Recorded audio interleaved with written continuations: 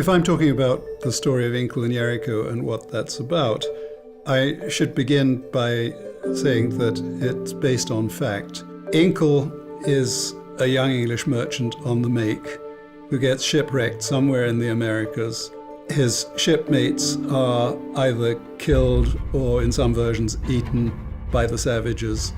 He manages to escape, and he is befriended by an Indian maiden. And he gets rescued by the beautiful Yarico, who nurses him back to health, becomes his lover. The first port of call en route to England is Barbados. They arrive in Barbados. He immediately sells her into slavery and doubles the price when he finds that she's with child by him. We are in Kendall Plantation, St. John. This is really the home where Yarico lived. Imagine that, Yarico lived right here. She was an Amerindian, so she would have stood out amongst the African women as slaves on this plantation. So I suspect she probably didn't work the fields. I'm not too sure, is this suspicion. And she may have probably worked in the factory or in the great house, which is behind here. But this was her home.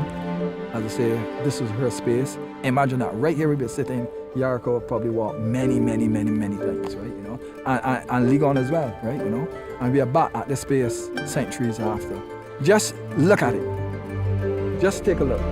That is the original Sawstone of Barbados. So we're talking about this building is centuries old, going back to Yarico, right, and this was the old factory. This is the old factory. So right, this yard would be a hive of activity, particularly when the crop season is in, right, and the harvest is going on and so on. Just picture it. Slaves delivering the canes, carts, horses, you know, plantation life, the smell of the sugar cane boiling and reaping. It has a smell, you know.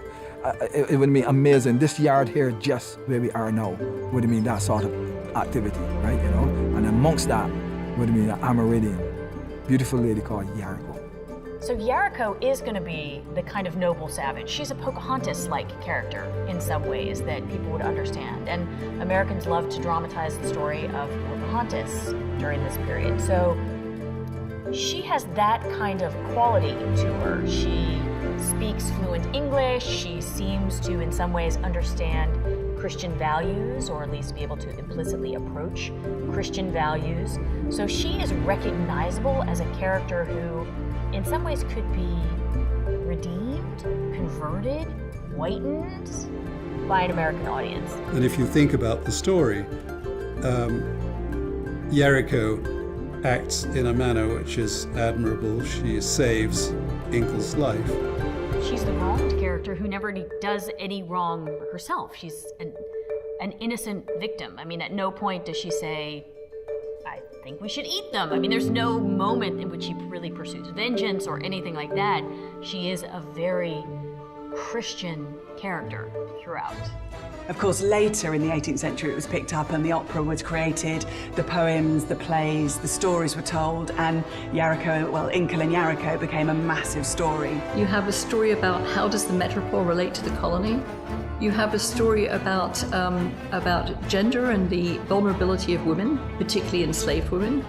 And you have a story about colonialism, because there's a whole discourse going on in the 18th and early 19th century. You see it in modern politics. If I tell the abstract story of millions, no one cares. If I hook it to the story of one, people are suddenly invested. What Wilberforce is taking on when he picks up this cause in 1787 are very significant vested interests.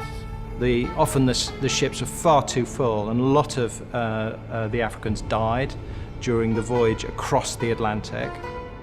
And then the enslaved Africans were sold in the West Indies, and then the ships were empty, and then they were loaded with the produce of the plantations: sugar, coffee, mahogany, rum, and that was brought back across the Atlantic to London, to Bristol, to Liverpool. And enormous fortunes were made in that triangular trade. Well, if you look at London today, and you might be walking around the City of London, you see big monuments like the Royal Exchange and the Bank of England, the power and wealth of Britain. that history is linked to the history of what went on in Africa and what went on in the West Indies, and it's all linked up with the transatlantic slave trade. Enormous wealth was generated by that trade, and the power that we see today in the city can trace its origins back to that period. Slavery was a very, very important part of the British economy. And to argue against this seemed to undermine the very fabric of English economic life. And so you had to appeal to something else rather than the head, and that appeal was to the heart. And surely the story of Inkle and Yarico does exactly that.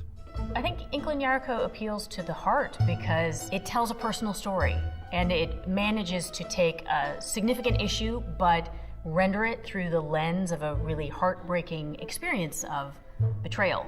So I think it has, again, everything that you would expect a sentimental piece of the period to have.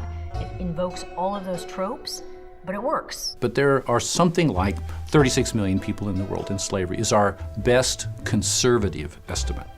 I think Inkle and Yarico is actually a very clever example of art as activism because it is not didactic. And so it actually invites the audience to engage with the characters in a different way than if it just stood and wagged its finger at you, which is harder for people to hear. Molière said that if you make fun of a man, you can teach him anything. And that's different from if I just stood on the stage and lectured you about why slavery was wrong. Young people especially, they're really galvanized by this story.